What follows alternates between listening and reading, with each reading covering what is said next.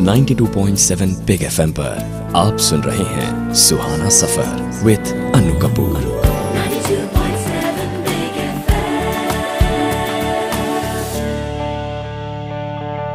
सुहाना Safar with Annu Kapoor में मैं अनु कपूर आप सब ख्वातीन और हजरात का खैर मकदम करता हूँ। आज की खास महफिल है, खराज अकीदत है, श्रद्धांजलि है, डेडिकेटेड टू बेताज बादशाह गजलों के मरहूम मेहंदी हसन की याद में। हम लोग दरअसल ज़्यादातर लोग यही समझते हैं कि मेहंदी साहब का रिश्ता सिर्फ गज़ल गायकी से या नज़्म से रहा है। मेरे मौजूद मेहमानों में आपको यहाँ बताना चाहूँगा कि मेहंदी साहब फिल्म म्यूज़िक में भी बहुत ऊंचा मुकाम रखते हैं।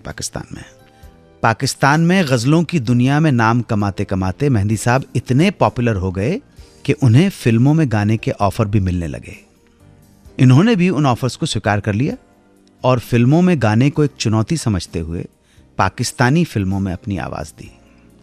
इनके गाए हुए फिल्मी गीत बहुत पॉपुलर हुए। जो पॉपुलैरिटी इनकी गज़लों को मिली थी वही पॉपुलैरिटी इनके फिल्मी गीतों को भी मिली। ऑफ़र आते गए और मेहंदी साहब गाते गए और एक दिन वो पाकिस्तान के बहुत पॉपुलर फिल्म सिंगर बने। पाकिस्तान में इन्हें पहले ही किंग ऑफ गज़ल के खिताब से नवाजा जा चुका था। इस फिल्मी कामयाबी ने इन्हें और भी बड़ा बना दिया। लेकिन गज़ल गायकी से प्यार कभी कम नहीं हुआ।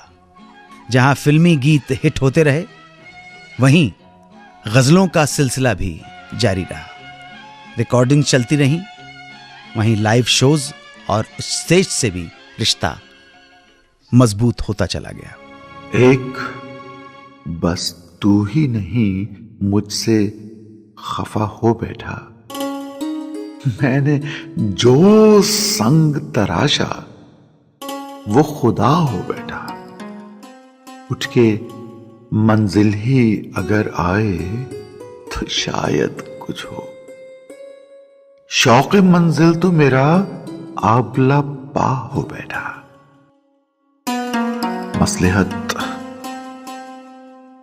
मसलहत छीन गई कुव्वते गुफ्तार, मगर कुछ न कहना ही मेरी सदा हो बैठा। दुनिया का शायद ही कोई ऐसा देश या शहर होगा जहां मेहंदी साहब की गज़लें ना सुनी जाती हों, मेहंदी साहब का शो ना हुआ हो। मेहंदी हसन पाकिस्तान की पहचान बन गए और बन गए एशिया की पहचान। बहुत सारे लोगों के बारे में कुछ नेगेटिव किस्से हैं, नेगेटिव बातें हैं, नेगेटिव रिएक्शंस हैं, लेकिन मेहंदी साहब के बारे में इस तरह का कोई रिएक्शन नहीं है। मेहंदी साहब को आप ताज्जुब करेंगे, पाकिस्तान से ज़्यादा मोहब्बत, एहतराम और आदर अगर कहीं मिला है तो उस देश का नाम है हिंदुस्तान, भारत।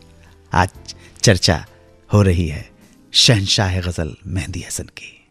वापस आके बात करेंगे किन किन अवार्ड्स की शान बढ़ाई मेहंदी हसन ने।